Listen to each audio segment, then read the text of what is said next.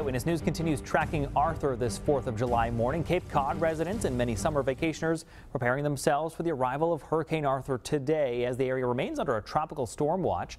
Eyewitness News reporter Ashley Baylor live in Chatham this morning. Ashley, good morning to you. We've been looking at live pictures from your location all morning, but describe for us what conditions look like there now. Yeah, later on it is going to be very, very different. But so far, a nice serene morning out here. I'm standing in front of Chatham Harbor, and you can see we have quite a bit of sunshine. We've just seen a few scattered clouds mix in from time to time. But so far, there's just a light breeze. There's a light chop on the water. This is not what you would picture if you knew a hurricane was on the way. But, you know, it's just going to be a quick impact here in Chatham. We are under a tropical storm warning for all of Cape Cod and down towards Nantucket. Martha's Vineyard is not under a tropical storm warning. But Arthur is really, I tell you, has not stopped vacationers, has not stopped beachgoers. We saw people on the beach yesterday. We've seen people on the beach this morning, but they do know there is a red flag up, and when that red flag is up, that means there is no swimming, and that's because the rip currents here are already very strong, and obviously they are going to get stronger as Arthur approaches.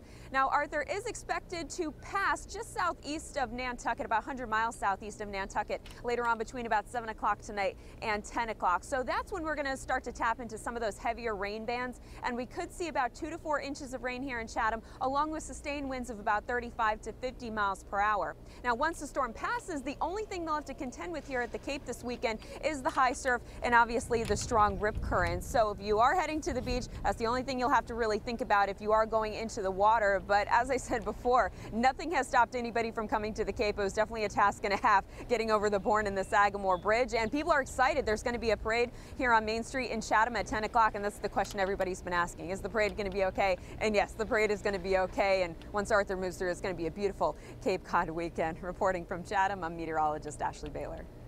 And Ashley, I know you said traffic was certainly a handful, as you would expect this time of year, even with a hurricane approaching.